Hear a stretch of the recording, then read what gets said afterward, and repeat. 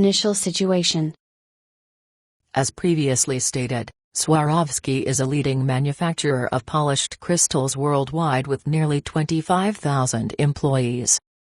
It is also a traditional Austrian family enterprise, with manufacturing facilities in 18 countries and products selling at more than 1,800 Swarovski stores and partner shops worldwide. The executive level is managed by members of the fourth and fifth generation of the family.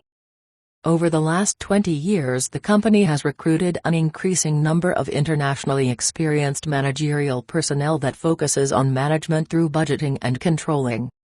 These managers also have roots outside of the Swarovski family. The specific focus on economic performance over the last 2 decades increased the pressure on competition between internal business units at Swarovski.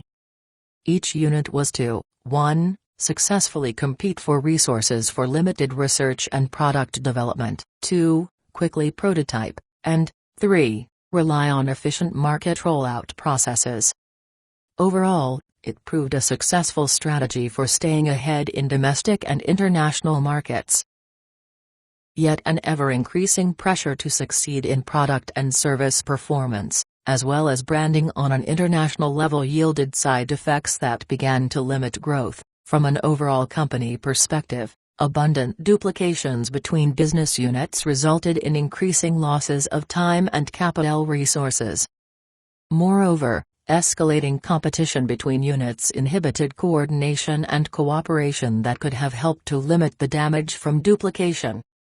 Corporate departments, for example, R&D and product development, really experienced this internal competition because every business unit claimed to be the first one to be serviced by them through new research results and products.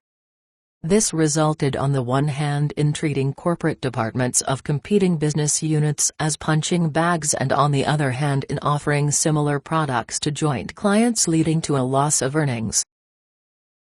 Reacting to higher pressure for changing its business, Swarovski's innovation management began to walk a new internal path. The first, step was to take more single-loop learning initiatives aimed at gaining efficiency by monitoring the timely and high-quality delivery of results from innovative projects, following the stage-gate model, Cooper, 2007. By doing this, the exchange and management of knowledge were supported by the Web 2.0. iFlash idea community aimed at overcoming regional and language-based barriers of the global enterprise, Erler, Fuller, and Rieger, 2009. However, self-destructive competition between business units for internal resources continued, increasing the need to go beyond single-loop learning by changing existing learning patterns. This brings up the following question: how can learning be purposefully interwoven in organizational structures beyond single-loop learning? Helmut Wilke, 2004, proposes that it requires new components that circumvent normative routines without eroding existing structures. More informal types of organization, including cross-functional teams, networks, or task forces, may be more appropriate and useful to highlight the benefit of new behavioral or procedural opportunities. The second, step of double-loop learning was the implementation of the network by Swarovski.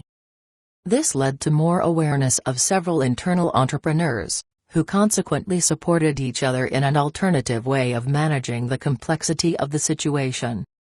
Members of the INA network committed themselves to new learning by taking time out of their daily schedules to cooperate within the internal network and by using cultural islands for reflection. Shine, 2010.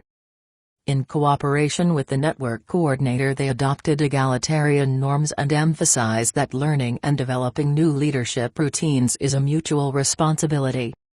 The coordinator performed his role as a facilitator, defining goals and rules in order to enable network members to feel free and safe to learn about underlying presumptions and values by talking about concrete experiences, motives and feelings, without fear of negative consequences from superiors. This allowed the development of a group of like-minded people to circumvent rigid communication patterns in order to foster cross-functional and cross-cultural cooperation and innovation at Swarovski.